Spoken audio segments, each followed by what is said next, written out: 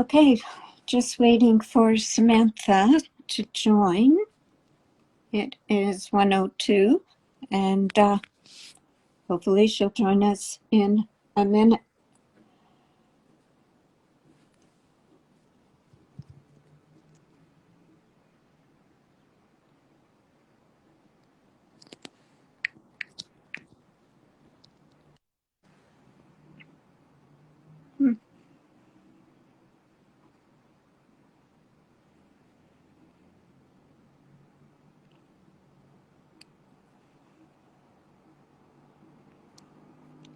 Okay, unable to join.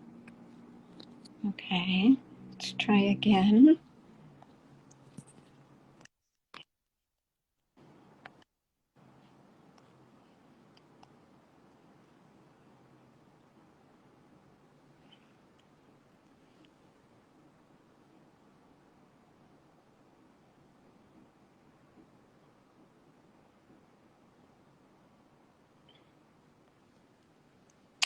Okay, I sent her another invite. Seems the connections aren't working that great.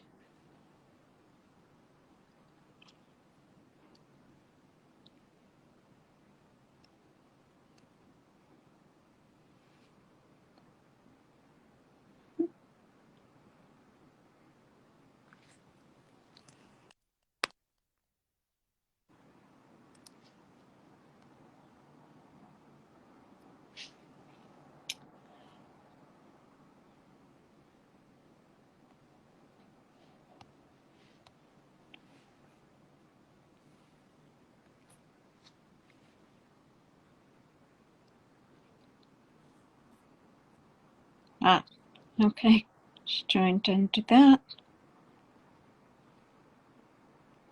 So,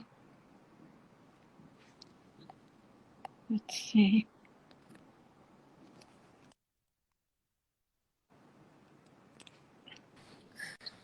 Ah, okay, you got The only problem is this won't go away. what won't go away? I don't know this thing, so I can't see you, and that's gonna really. Oh, I see you. Yeah, that's not cool. Because Okay, I've got but it's spinning you. I said go live with the Graff Girls. I am. Okay, you joined. It says, what? Okay.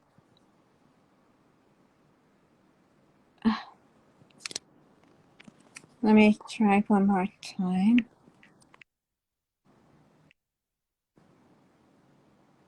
Okay. Invite.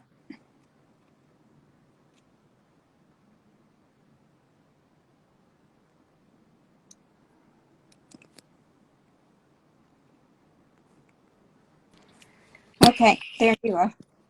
Okay? Okay. Yeah. No, it worked. Sorry. Sorry. I had to give a past client the name of a computer person. All things, right? Yeah, all right. Now we got it. So a lot of people have been asking us about, you know, what's going on with multiple offers, what's going on, are the prices down, should I wait to buy? You'll read in the media, whether it's online or in actual papers, I guess. I don't know, I don't read those physical paper things. But you'll see lots of stuff. I mean, if somebody were to Google right now, Toronto real estate market, I'm sure you'll find something about the prices or percentages and different things. And the truth of the matter is, in order to really know what's going on with the value of your home, whether or not you should hold back offers, and if you're a buyer, whether or not you should engage in multiple offers, and what's going on in the neighborhoods that you're interested in, you absolutely want to speak with a professional. Because now more than ever, when there is a shift in the market of any type, you want to be working with an experienced agent, whether you're buying or selling. It's super important for many reasons. Cheryl? I think it's important that when you're listening to the news, you have to distinguish between the percentage that it's up or down in sales or in prices, because a lot of people see the sales are up or the sales are down, but that's not what you really want to know. You want to know what the prices are. What is the value? Because despite all the measures of everybody saying it's going to be a slow market, the analysts are predicting that 2022 will still see price growth in the city of Toronto. But the price growth won't be as large as it was in the previous years. It's just going to be a little smaller. So it's going to be a steady price, and the growth could be, compared to other years of larger percentages, it can be a smaller percentage of growth. But again, we had our meeting just yesterday, and Michael Callis was saying that the supply and the demand, it's not going away. It can't catch up. No, and we still only have basically a month of supply for people. So that's why there are still so many buyers out there, much more than the product that is out And there. let's not It's always forget going to be a that problem. there are life stages, and life stages include growth and decrease, meaning downsizing, or quite frankly, you do the full circle of life. Let's be real. People are born and people die. So, there is a consistency in that life cycle. And when you can't just stay still, if you're in a house and you absolutely can't physically live in that house anymore because it's just not big enough, you have a choice. And if it's not an affordable choice to buy, then you might choose to rent for a bit, if that's what you need to do. There's still also people moving in and out of the city. And I mean within Ontario, and I also mean outside of the country. So these are just typical things that happen in a life cycle, and they do affect the real estate market. I think what it is also is that, Toronto is one of the largest real estate markets in Canada. And so many investors are now, who may have been sitting on the sideline, are saying, is this the time for them to get back into the market? So it's difficult to anticipate where it really will go, but it is a good time to buy for investments because the rental market has really taken off. Yes. And people are getting much higher prices for the rentals because the people who have been in, we've seen this, people who have been in bidding wars, and they're just saying, you know what, I'm going to take my money. They have a venue where they can get a good return on their money from an investment, and they're going that route. And they're saying, we're going to rent. And they don't have to be responsible for, a roof, or if an appliance breaks, or if a window cracks, or there's water in a basement, if it's a home. They don't have to worry about it. So a lot of them are saying, you know what, I want my life to be easy. And after COVID, I think people are more in tuned to go to a rental. And not only that, but they don't need to worry about the down payment, how much they're going to come up with, because a lot of them have the income to support a large mortgage, but they don't have the down payment. Right, So which makes rent perfect, rent signing a lease is the perfect lifestyle for them because they don't have to come up with the capital for the down payment, so to speak. So they, and as Cheryl mentioned, they can afford the month to month. So at the end of the day, the other thing that we're also finding is that this is in all these different life stages that I'm speaking of. We're not just finding, sometimes maybe in history it wasn't surprising when somebody who was an empty nester or a little bit older than an empty nester, let's say, but that sort of category where they might choose to rent in their later years of life, quite frankly, and free up the money and travel or give to their children to watch them use it while they're still here. I think what also happened is that in the past couple of years, the interest rates have remained so low that many Mm-hmm. people were taking advantage of that. Now, with the rising interest rates, that's the biggest change that really is coming into play. I agree. While you cross I that think out, it's dry. I think I it's agree. dry in my apartment. Yes, please use your Yes, humidifiers correct. these days. Um, That's it. Ah, the the in regards to the interest rates too, the one thing that you also want to consider, which is why also the market isn't going to plummet, is that even though they're going up, they're still historically low. And that's something that feeds the market, quite frankly.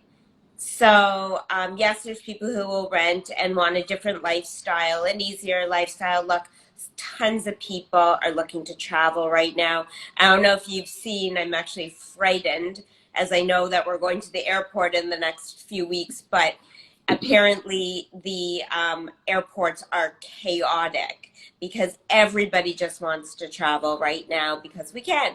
And we can without a vaccination, and we can without a COVID test to many places.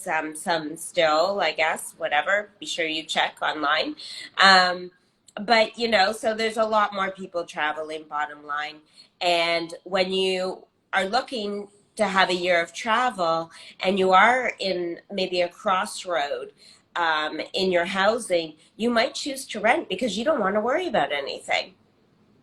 it's easy.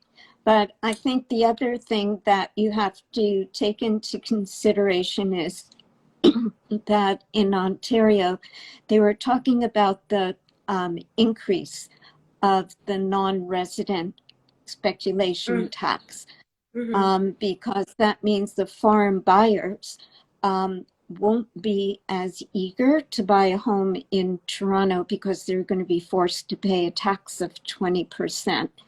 This could reduce a little bit of the demand on the market and allow people who are residents of the city to be able to buy a home with a little bit But, less but competition. bear in mind when we talk about foreign buyers, they are not as large a percentage of the No, purchasing of resale homes in certain areas, especially.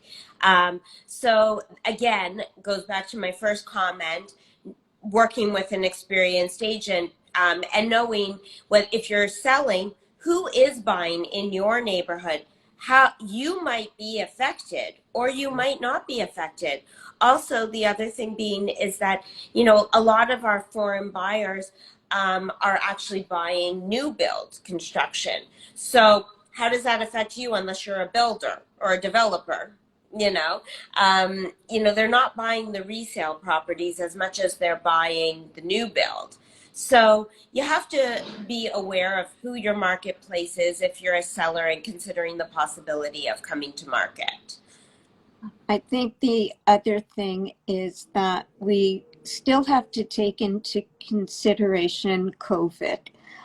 There's still a lot of people who are very hesitant. We Yeah. start seeing more and more open houses, but Yep. how many people are really going through them? I still think that by going through the internet and with all the resources that we have at our fingertips, the people are really resourcing it, and they're not going out to look at, like, agents aren't showing people 7, 8, 9 homes. They're really zeroing in to just a couple of homes that really have the features that the people want, because you just don't want to be, put into a situation where you could put yourself in danger, quite I honestly. agree, but I do have to say that a few weekends ago, I was taking a client out, and it just so happened to be a Sunday afternoon in the window of the 2 to 4, which is a very typical window for public open houses. So everywhere we went pretty much was having an open house, and we saw like 5 or 6 houses in different areas of the city downtown. And I do have to admit, like, again, one was nobody in it, and 2 of them were really busy, like tripping over shoes busy. So again, you know what? It depends on price point. It depends on what they have to offer. Depends if they're holding back offers, because that's another reason why people go to the open house, because you do have a small window of opportunity. Um, and so there are people definitely going to, like, again it goes back to the same thing. You need an agent who knows the area and what's going on there, to know best how much you are affected by different things you may or may not hear in the media. And the buyers of your home, if you're a seller, may or may not hear, or as a buyer, what you're listening to, and you're using that as guidance for um, putting in an offer. I think that exactly what you're saying, Sam, is go with an agent who knows the neighborhood and knows the marketplace of what's happening. Even if you're going into a neighborhood where perhaps you haven't sold as many homes as, Tom, Bill, or Mary, but Mm-hmm. can go through the stats and you speak to the different agents and you get the pulse of the market of that place, and you can figure out pretty quickly which way it's going to work, as we did, going Yeah. into an area and representing a seller that another agent wanted to really lowball it and hope they would get it up. And we had spoken with them and just said, go where the value is. And without holding back offers, within 24 hours, irrevocable, we were able to get 2 offers, and it went over what we said the value of the property would be. So Mm-hmm. I think, again, just be sure your agent does their due diligence for the area of where you're going to look And be or very, sell. very careful right now, in particular, with holdback of offers. Like I said, and we keep repeating, I mean, check out what's going on in your area, source the information from professional realtors, and then make a decision on which strategy to go with, because you do not want to underprice your home and then knock out what you are comfortable in and have to come back to market at a higher price. It's never great. Never say never. It doesn't work very often in your favor No, to do that. no, no. I think what you have to do is sometimes just interview 1 or 2 agents before you decide who you Mm-hmm. really want to work with, because the Absolutely. personality has to really, you have to get along. Are they really going to be as detailed as you want them to be? And are they finding you the right property or And representing you? do they really have your back, or are they just in it for the sale? Because you know, you don't want somebody who's just, it's a job to them. You want somebody who actually cares about you and your lifestyle that you're going to live. I think Because what I think what it is that you hit on a note, that they care, because so many of the agents are in it, so to speak, like a love and leave you Yeah, idea. So you want somebody who will continue to, keep you informed and keep you up to date. And that's where your business lies, in the repeat business and who refers you. And that's what absolutely. keeps you in your business and works Hmm. best for you. Hmm. So I think it just all boils down to, um, speak to a professional, Yes. get somebody who knows the ins and outs of the business. And if they don't know the answer, if they answer you with, let me get back to you, then you know they care and they're interested. Yeah. And I think we can wrap it up for All today. righty. I Everybody have an think we awesome can week. too. All And right. happy Mother's Day to Yes. anyone who is lucky enough to have their mom. I'm okay. Are you okay? I'm okay. Yeah.